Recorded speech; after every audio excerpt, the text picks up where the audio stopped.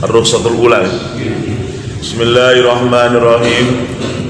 Ar-rukhsatu utawi rukhsah al-ula kang kawitan iku al-mashu mengusap alal huffaini ing atase khuf loro.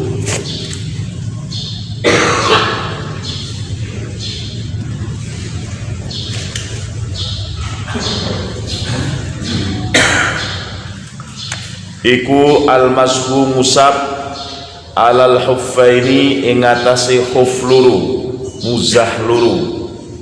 Kala ngendika sapa Sofwan bin Ussal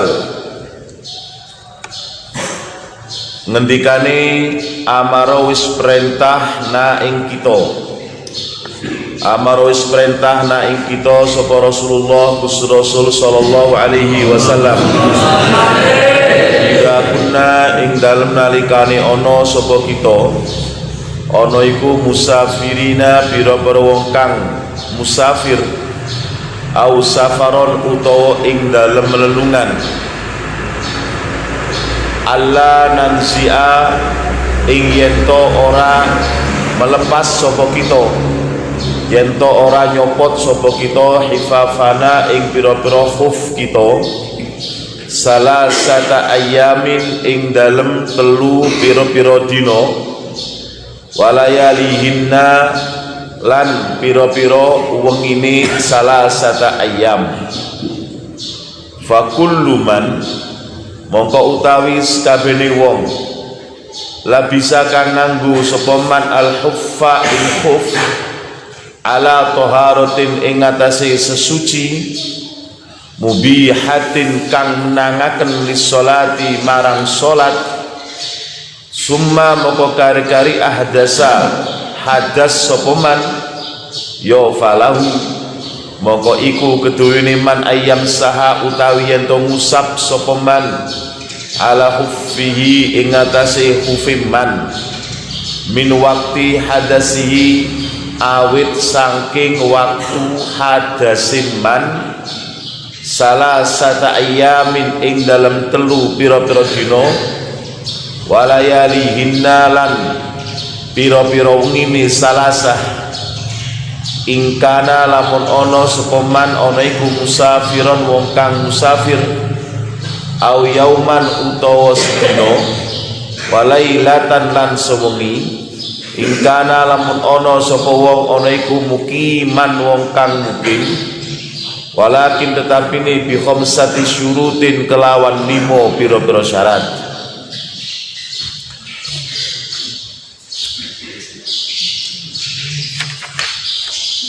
Yang pertama nggih menika rukhsah ataupun dispensasi keringanan bagi orang yang melakukan perjalanan oleh karena memang safar perjalanan itu baik zaman dulu ataupun zaman sakmangkin menggunakan sarana transportasi nopo mawon kesah teng pundi mawon atau ke mana saja dari mana saja sing namine safar niku nggih enten berat-beratipun walaupun katakan kita mboten kados zaman rumiyin samangkin numpak bis, numpak sepur, numpak pesawat, numpak kapal tetap namine safar itu ada susahnya enten kerepotan, enten kesusahan misalipun numpak pesawat Surabaya Jakarta namun setunggal jam Punjul Gedi misalipun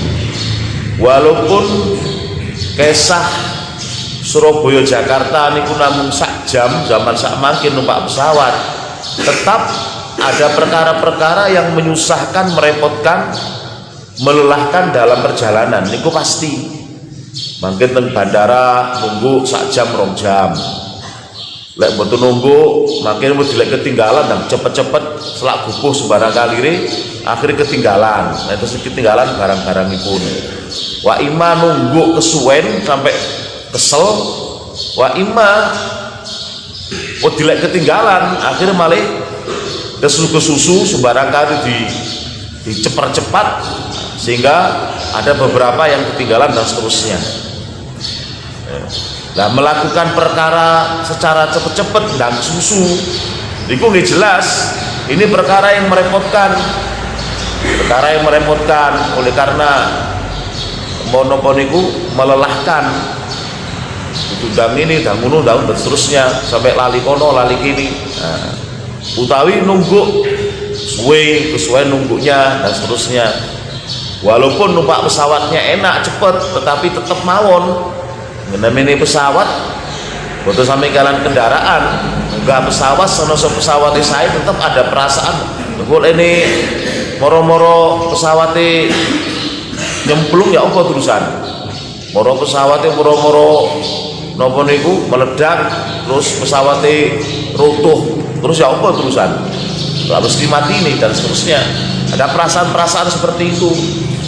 Numpak kapal sebenarnya loh, kapalnya kerem terus ya apa?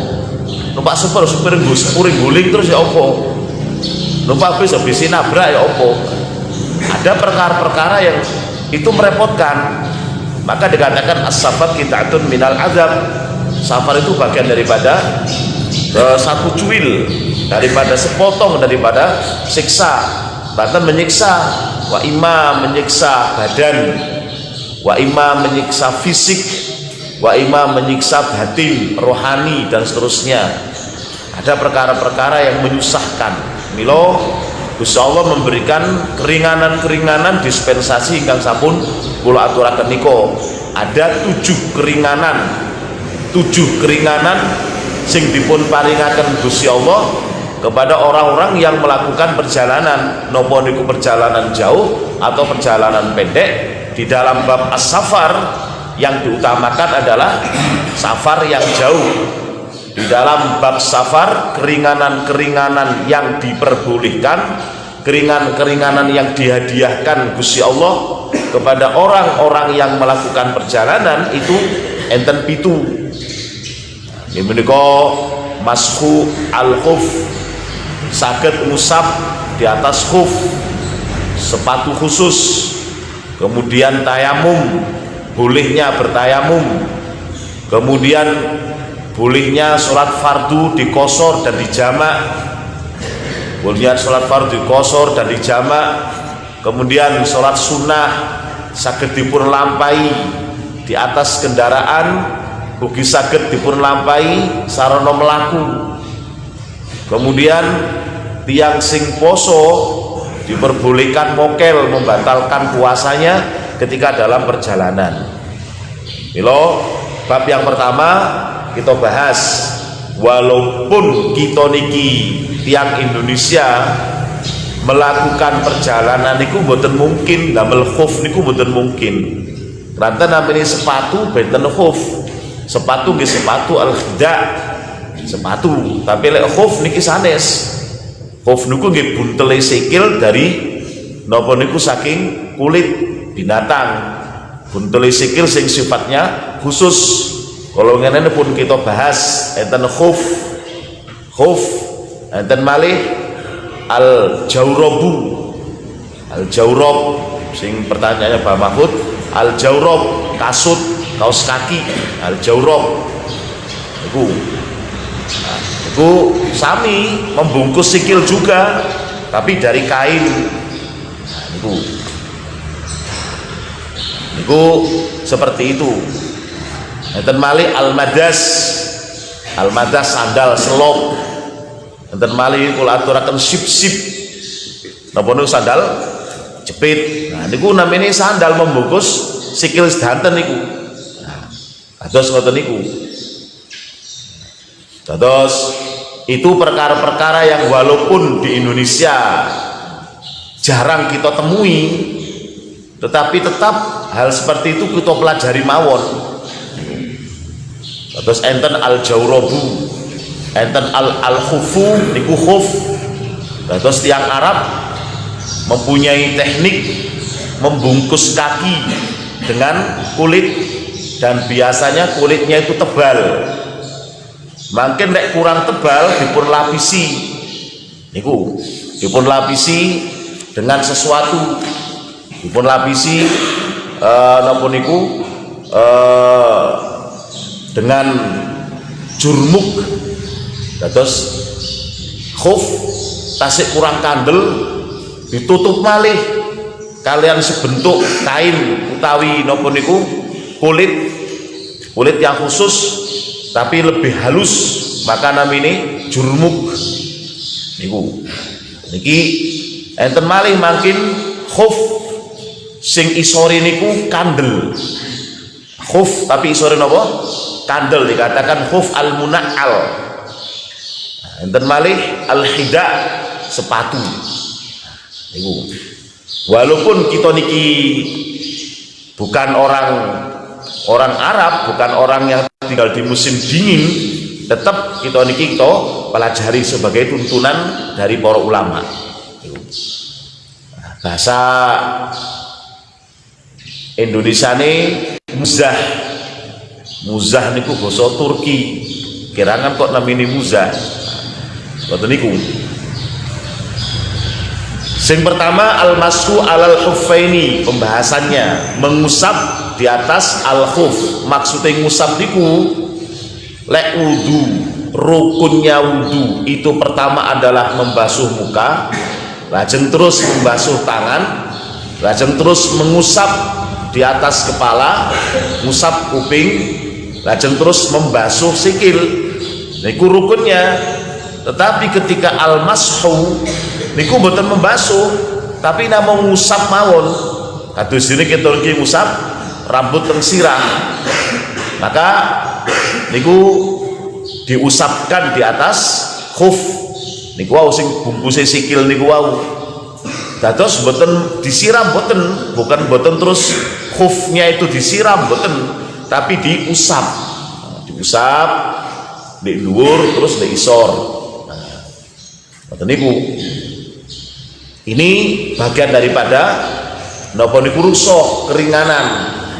Umpama tiang niku kepingin mantep, wis gatek khuf-khufan, tak coplok dhisik krana aku saiki kene wudu, pengin wuduku sempurna, aku tak basuh muka, basuh tangan, ngusap sirah, terus wis tak coplok khufku, aku tak basuh ae. Gak mantep aku lek ngusap. Saged mboten napa-napa. Mboten napa-napa. Tetapi tengeriku ada semacam hadiah saking Gusti Allah bagi orang-orang yang melakukan perjalanan. Sehingga beberapa mazhab selain mazhab Syafi'i, walaupun tidak menggunakan khuf misalipun, ketika kita niki dalam perjalanan, maka boleh saged mawon kita niki hanya mengusap ngoten mawon. Dados walaupun tidak menggunakan khuf, sandal misalipun, selop, terompah misalipun, keranten kita niki perjalanan, maka angsal mawon boten usah dibasuh kakinya, tapi diusap mawon. Kados ini kita beto nggawa khuf ngoten niku. Ada ulama yang mengatakan seperti itu. Yang namanya khuf hanya media saja. Jadi seumpama boten damel khuf pun maksudul a'dhamnya dikatakan maqasidus syar'inya itu adalah al-mashu, di mana maksud syariat itu adalah meringankan beban orang yang dalam perjalanan. Engko lek sikile dibasuh, dadak ngutai sepatune, dadak ngutai kaos kakinya, dadak ngutai napa niku, ngutai khufnya dan seterusnya. Nah, maka diusap ngoten mawon.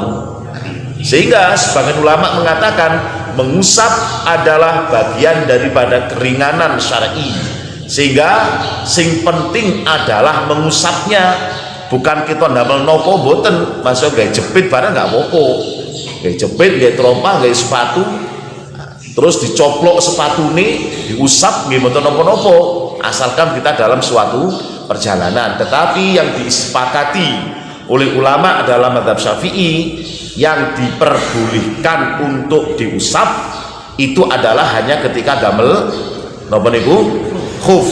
Nah, boten ketika damel sepatu, boten ketika damel kaos kaki mawon boten. Mila sebagian ulama mutaakhirin dari kalangan para ulama-ulama mazhab Imam Ahmad bin Hambal, kadosne tentara sing beto sepatu model ngoten niku, sepatu tentara benten kalau sepatu biasa bungkus sampai tenduri. Nah, niku tentara boleh mengusap napa niku mengusap di atas sepatu tentara. Iku enten sanjang ngoten niku. Tapi niki sanes mazhab Syafi'i. Walaupun piyambakipun tidak dalam perjalanan, piyambakipun tenggrioni, tetapi karena sedang dalam tugas sehingga piyambakipun damel sepatu si model ngoten niku, maka nalikane wudu boten usah dipun lepas sepatunya, boten usah. Dilepas sepatunya tidak usah dilepas, cukup piyambakipun mangkin nalikane wayahe mbasuh sikil, cukup air diusapaken, tuyul diusapaken teng sepatu niku wau. Niki enten pendapat sing ngoten niku.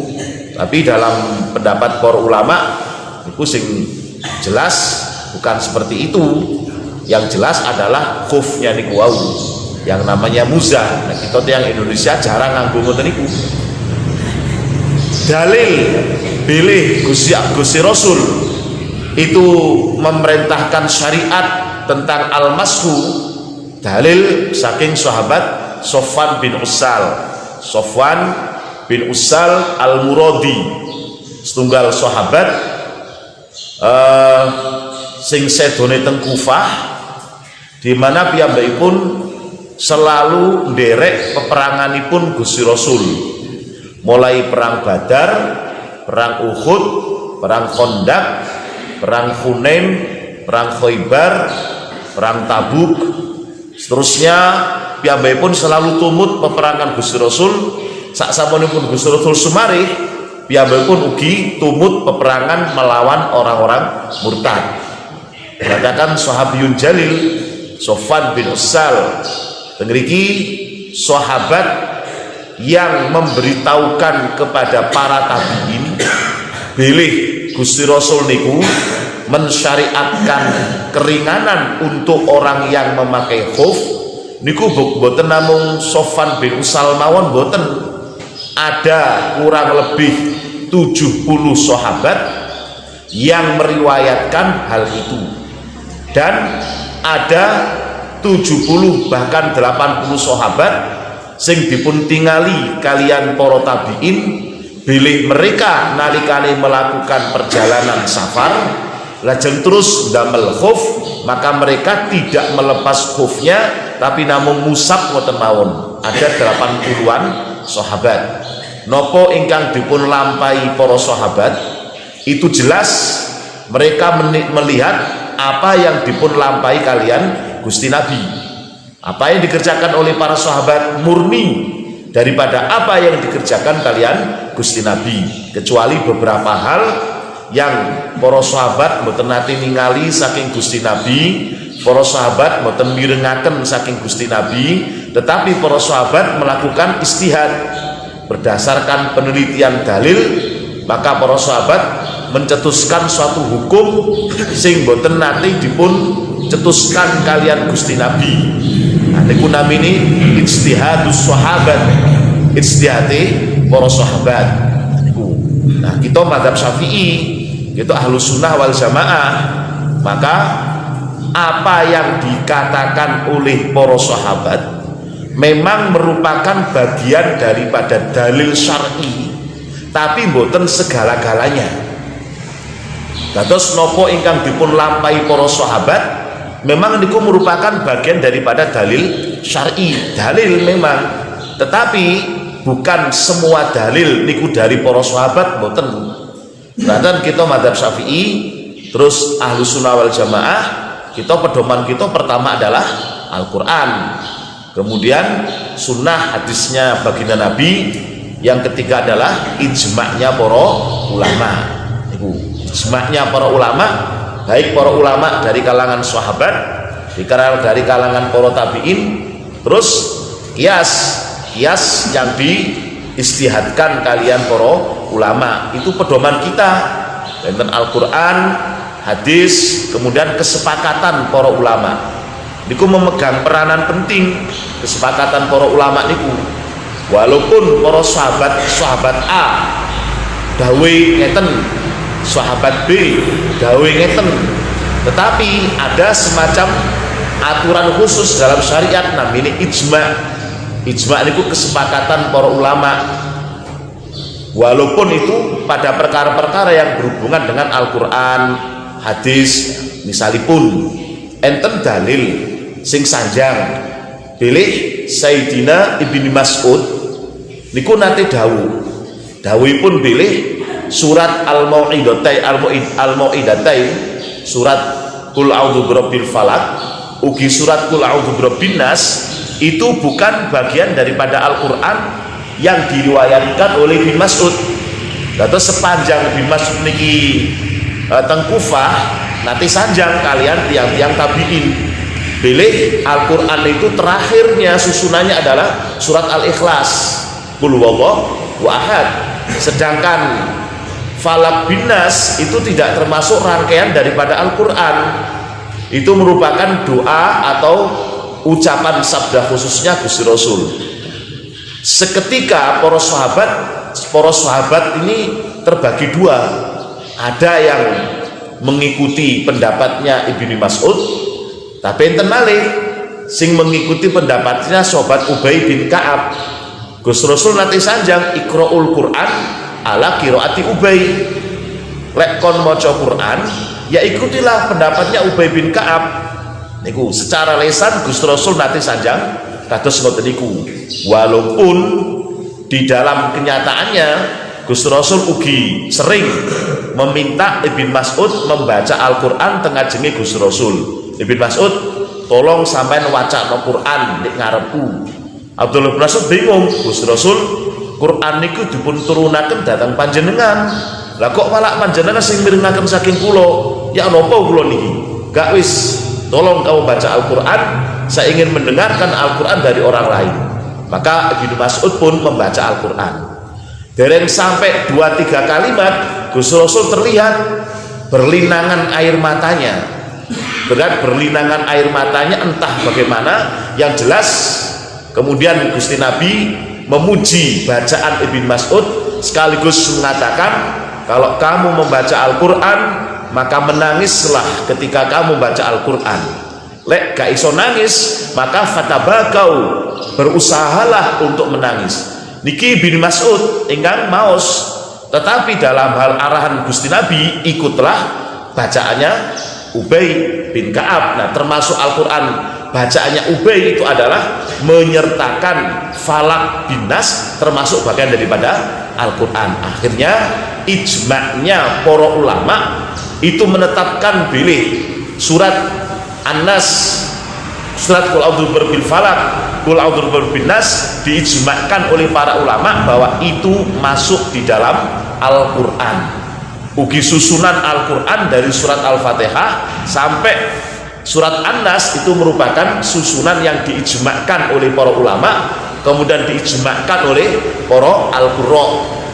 Enten memang bacaan Al-Quran yang syad niku enten.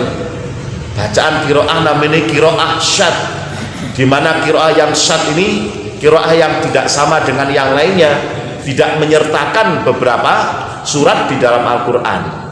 Tetapi ijma'nya para ulama menentukan itu disertakan, itu tumut ijma'nya para ulama. Kata suatu niku salat witir enten sing sanjang Gusti Nabi niku salat witir, selalu salat witir. Maka salat witir termasuk salat ingkang difardukan. Enten malih salat witir itu tidak difardukan, tapi kita dianjurkan untuk melakukan dimanapun kita berada. Akhirnya kemudian diputuskan witir itu bukan bagian daripada salat fardu. Senaoso Gusti Nabi nate sanjang al witru hakun, witir itu salat witir itu hak, tapi maknanya adalah bukan Gusti Nabi niku menekankan wajibnya kita melakukan sholat witir, boten. Tapi hanya kalau kamu sebagai umat Islam punya tanggung jawab menghidupkan dalu dengan sholat witir, maka ijma'nya para ulama pun sholat fardu niku namung gangsal wekdal, dohor, asar, maghrib, isya, subuh. Boten enten kok tambah setunggal witir, boten. Witir dimasukkan dalam sunnah muakkad. Nah, maka demikian juga al-mashu alal khuffaini, ngusap di atas muzah niki. Ini merupakan ijma'nya para ulama. Bila para ulama sudah bersepakat tentang diperbolehkannya kita niki ngusap di atas khuf. Hanya kemudian timbul perbedaan di antara para ulama, dan itu di luar ketentuan ijma'. Itu merupakan istihadnya para ulama. Nek Imam Syafi'i sanjang pilih masanya ngusap lek tiang niku perjalanan 3 hari 3 malam. Tetapi lek tiang niku mungkin boten melakukan perjalanan namun sedinten sedalu. Lek para imam lintune Imam Syafi'i enten sing sanjang sampai sak bejate khuf. Sampai sak bejate wis 3 dina enggak, 10 dina enggak, terus sampai sak bejate. Dan terus lek khufnya itu bejat ya wis. Sampan tuku khuf meneh maka otomatis kudu dibasuh. Makin terus lek nih tuku khuf sing anyar sakderenge ndamel niku dalam keadaan suci, maka terus saged diusap malih. Niki enten sanjang kados ngoten niku. Tapi batasan-batasannya adalah niku Allah nanziya khifafana salasata ayamin walailihinna. Diputuskan oleh ulama madhab Imam Syafi'i terutama bahwa maksimalnya pemakaian khuf yang boleh diusap itu adalah 3 hari 3 malam bagi orang yang melakukan perjalanan. Niku. Maka fakullu man labisal khuf ala taharatin mubihatin lis-shalat summa ahdasa fala ayam sahala khuffihi. Terus misalnya ada orang yang memakai khuf dalam perjalanan atau di rumah sakderenge ndamel niku wau dalam keadaan suci, yang mana sucinya itu suci yang standar syar'i, nggih, sesuai dengan syarat dan rukunnya, basuh muka, basuh tangan, ngusap sirah, kemudian membasuh kaki. Nah, namanya toharotin mubihatin lis-shalat, sesuci wudu yang sesuai dengan standar syariat boleh digunakan untuk sholat. Lajeng terus piyambakipun damel khuf dipun bungkus sikili. Maka lek piyambakipun teng griya boleh mengusap sehari semalam. Lek teng Jawi perjalanan boleh ngusap 3 hari 3 malam. Maksud ngusap nopo? Pas mangkin wayahe wudu boten usah buka khufnya, boten usah ngutai bungkus sikile, tetep diikat dengan utuh dengan kuat. Lah terus ya nopo? Diusap. Nah niki khuf, misalnya pun niki khuf, nah niki khufe nggih boten ageng ngeten boten. Nggih. Niki khuf. Nah carane ngusape enten sing sanjang, sik tangan sing dhuwur, tangan sing kanan niki bagian dhuwur. Tangan sing kiri bagian isor. Nah terus ngeten niki. Nah, sing tangan kanan niki saking ngajeng teng wingking, sing tangan kiri saking wingking teng ngajeng. Nah niku. Nah terus berseberangan. Ya, tangan nomor tangan kanan iki saking ngajeng teng wingking, sing kiwa saking wingking teng ngajeng. Boleh napa niku berbeda saged mawon. Mangke sing isor nang mburi dhisik, sing dhuwur nang ngarepe saged mawon. Tapi niku mboten niku, dan tidak perlu membasuh utawi napa niku mboten perlu membasuh isore khuf. Niki namung ngusap mawon. Bahkan ada beberapa yang mengatakan namine ngusap di atas muzah khuf niku mboten perlu ngusap isore, cukup mburi mawon, sret wonten mawon. Nah niku wis guru wonten mun. Saja ngoten niku ngeten. Termasuk ulama madzhab Syafi'i atau punapa tidak perlu membasuh mengusap yang bawah, dhuwur tok sing diusap. Niku kados ngoten niku dengan cara yang seperti itu. Tapi kemudian mriki enten syarat-syaratnya, ada syarat-syaratnya yang ditetapkan. Semun kula aturaken senaosa kita niki boten damel khuf mangkin nggih tetep kita pelajari. Makin insyaallah boten janji kula, tapi kapan-kapan kula duduhi panjenengan khuf niku ya nopo. Alhamdulillah saniki kathah yang sing sadean, yang sing damel khuf enten mawon lah. Nah niku biasa lek teng Mekah niku pas musim dingin. Lek pas musim dingin boten karo-karo ademe hampir semua orang yang masuk ke Masjid Haram niku biasane sikil dibungkus kalian khuf niku wau. Kaos kaki mboten tuso. Kasut niku sanos tebal, tapi lek musim dingin niku mboten krasa tetep nembus mawon. Bahkan lek teng kula nate kula niki pun kasutan, lajeng terus salat niku teng dhuwure karpet Masjid Haram lak kandel karpet ini. Tetep mawon tembus rasane koyo nguncep teng sore sikil ngoten adem. Oh, berarti wajar mungkin ndamel khuf. Lek ndamel kulit mboten saged tembus.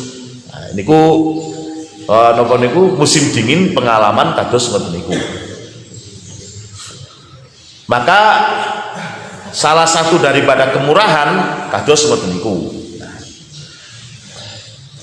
Pundi wau? Bi khamsati syurutin niku nggih. Walakin tetapi ini bi khamsati syurutin kelawan 5 pira-pira syarat. Al awal utawi kang kawitan nggih namine ibadah syariat itu selalu ada syarat, selalu ada rukun. Syarat niku perkawis sing dipun lampahi sakderenge kita ngamalaken kewajiban utawi ngamalaken ibadah. Rukun perkawis sing dipun lampahi nalikane kita nglampahi syariat. Nek badhe salat syaratnya adalah wudu, syaratnya adalah suci hadas besar hadas kecil, ugi suci daripada najis, itu namanya syarat. Nah, makin rukunnya salat mulai niat takbiratul ihram, maos Fatihah, ruku, i'tidal, tumakninah, sujud dan seterusnya itu termasuk rukun. Maka niki ada salah syaratnya sing kedah dipun lampahi saat derenge ndamel khuf. Al aulut yang kekawitan ayakuna yen tono alubsu nganggu oneku ba'da kamalit toharoti ing dalem sakmarine sempurnane sesuci. Falau ghusala moko lamun masuh sapa wong ari jelak ing sikil al yumna kang tengen wa kholalan manjingaken sapa gak ngirit julu fil khufi ing dalam khuf sumamoko kari-kari ghusala masuk sapa wong al yusra ing sikil kang kiwa fa khola moko manjingaken sapa gak ngirit julu yusra fil khufi dalam khuf lam yajus moko ora menang lau kedune wong apa al masu musab inda Syafi'i ing dalam mungguhe Imam Syafi'i rahimah muga-muga paring rahmat tenung imam sapa Allah Gusti Allah hatta yanzi'a sehingga melepas sapa wong al huffal yumna ing khuf kang tengen wa yu'idu lan baleni sapa wong lubsahu ing nganggone khuf. Syarat sing pertama niki ayyakuna rusbata kamali toharoti dados nganggone khuf niku wau harus sesudah bersuci wudu dengan sempurna. Maksudnya sempurna niku pripun? Semuanya dibasuh sesuai dengan rukun-rukunnya, basuh muka, basuh tangan, ngusap di atas sirah, lajeng terus membasuh kaki. Niku namanya kamalit toharoti, sempurnane sesuci. Dados sak sampunipun sempurna, basuh muka sempurna, basuh tangan, basuh sikil sempurna, baru kemudian memasukkan kaki ke dalam al-khuf iku wau. Maka teng mriki enten masalah yang diungkapkan oleh Imam Ghazali. Sakjane nggih di dalam masalah al-khuf niki nek misalnya kita tinggali kitab-kitab fikih, takrib, fathul qorib nggih kathah masalah niku kathah yang berhubungan dengan niki. Tapi Imam Ghazali niki memberikan batasan singkat tentang contoh beberapa masalah. Imam Ghazali niku ngertos kadose pilih sing ngaos kitab Ihya niku mangkin kata tiang sepuh-sepuh. Lah menit yang sepuh niku kados kula ngoten sampeyan ngoten niku gampang apal tapi gampang lalini. Iku mangkin wangsul teng griya tang ngerti karo sing istri apa Pak mau ngajine mbuh gak ngerti pokoke masalah khuf pokoke wis ngono. Nah apa ngajine mau ya pokoke masalah khuf. Apa khuf ya sembuh kok apa khuf pokoke wis. Maklum memorine pun rusak pun entek menan. Iku. Nah, makanya sing lari-lari niku biasanya ceket apalane, mudah menghafal tapi susah hilangnya niku lari-lari. Nah, kadang-kadang para ulama niku enten sing ngejak putrone tumut ngaos. Oleh nopo namine lare alit niku kadang-kadang ingatannya itu kuat. Niku beberapa masa sing kula tingali niku seringkali ngajak putrone tumut pengaosan, mbok ning sisihe, mbok ning ngarepe, di emper, oke melok ngaji. Oleh nopo barangkali ada beberapa mutiara-mutiara hikmah ilmu sing ceket teng otaknya anak niki wau. Lajeng terus makin rek pun ageng, aku biyen eling kiai kok ngaji ngene. Nah, biasane ngoten niku lebih mudah menghafal. Nek kita lak mboten wis yo apal tapi kok Joko wis lali wis. Wapal kok pembahasan wapal. Wangsul sepeda motori bane gembos, wis koma kali kabeh barangkali wis. Nah niku pun biasa ngoten. Terus maka Imam Ghazali memang Imam Ghazali enten kitab kiambe ada 3 kitab dari Imam Ghazali yang membahas tentang fikih, terutama membahas tentang al-khuf niki namanya kitab Al-Wasit, terus Al-Basit, Al-Wajiz. Imam Ghazali enggak ada kitab fikih. Kitab fikih mazhab Syafi'i 3 kitab yang itu kitab yang membahas tentang fikihnya mazhab Syafi'i, termasuk bahas tentang khuf niki. Kitab namanya kitab Al-Basit, enten malih Al-Wajiz, enten malih Al-Wasit. Niku dados Imam Ghazali bukan hanya ahli tasawuf mawon boten, juga bukan ahli ilmu tauhid, ilmu kalam boten, utawi ahli filsafat, tapi piyambakipun juga ahli fikih. Niku ahli fikih yang kenamaan, yang ilmunya kita ora usahaken ngantos sak mangke niki. Hanya saja Kiai kula Kiai Abdul Aziz Mansur nanti ngendika bilih di dalam kitab-kitabnya Imam Ghazali niku ada beberapa hal yang boten sami kalian pendapatnya Imam Nawawi. Itu ini menunjukkan bilih ada ulama yang berkata bahwa Imam Ghazali niku sakjane nggak ada mazhab piyambak. Nah ini mazhab Imam Al-Ghazali. Hanya saja karena mazhabnya itu boleh dikatakan 99% sama dengan mazhabnya Imam Syafi'i, maka itu sanjang pilih seakan-akan Imam Ghazali itu adalah bermazhab Imam Syafi'i, padahal enten sanjang beberapa poin-poin itu tidak sama. Maka Imam Ghazali dianggap punya mazhab sendiri, tetapi tetap mayoritas para ulama menyertakan Imam Ghazali ke dalam ulama-ulama mazhab Syafi'i. Terus umpomo enten tiang niku wudu, basuh muka, basuh tangan, ngusap rambut teng sirah, lajeng terus membasuh sikil sing kiwa.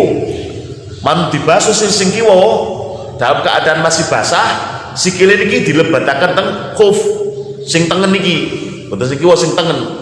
Terus mantun ngusap kepala, terus masuk sikil sing tengen. Nah, pun sing tengen iki pun mantun belum sampai membasuh kaki yang kiri, piyambakipun segera memasukkan sikil niki teng khuf. Nah mantun ngoten terus meneruskan membasuh sikil sing kiwa, dibasuh sikil sing kiwa baru dimasukkan ke dalam khuf, sehingga nalikane nglebetaken khuf sing sebelah kanan dalam keadaan belum sempurna membasuh kaki yang kiri. Nah, maka seperti ini kata Imam Ghazali, lam yajuz lahu al-mashu. Niki termasuk tiang yang tidak memenuhi syarat untuk dimasuh, untuk diusap. Kraten apa? Kraten piyambakipun nalikane nglebetaken sukune teng khuf dalam keadaan belum sempurna wudunya. Lho kok ngoten? Kraten piyambakipun memasukkan kaki kanan ke dalam khuf dalam keadaan kaki kirinya masih belum dibasuh, maka dianggap harus mengulang lagi, boten ngulang wudune boten, tapi mengulang memasukkan ke khuf. Terus khuf sing kanan dicoplok dhisik, terus membasuh yang kiri kanan, basuh yang kiri. Semuanya wau sing dibasuh tangan sikil sing tengen belum sampai membasuh yang kiri, sing tengen pun dilebetaken teng khuf. Lajeng terus kemudian baru dia membasuh kaki yang kiri dilebetaken. diaturkan wau itu tidak memenuhi syarat untuk dimasuk. Karena kenapa? Memasukkan khuf ke dalam kaki kiri, sedangkan yang kemasukan khuf dalam kaki kanan, sedangkan sing kiwa niki dereng sempur dipun basuh. Maka supaya memenuhi syarat pripun, sing tengen dicoplok, sing kiwa dicoplok, terus dipun lebetaken malih tanpa berwudu. Niku soalnya sampun wudu wau, hanya sekedar dilepas ngoten mawon sing tengen niki wau. Nah, dilepas kanan dan kiri dilepas semuanya, terus baru dimasukkan kembali. Boleh nopo? Boleh wau sing lebetaken sing tengen dalam keadaan belum sempurna membasuh yang kiri. Niki antara lain permasalahan kados ngoten niku.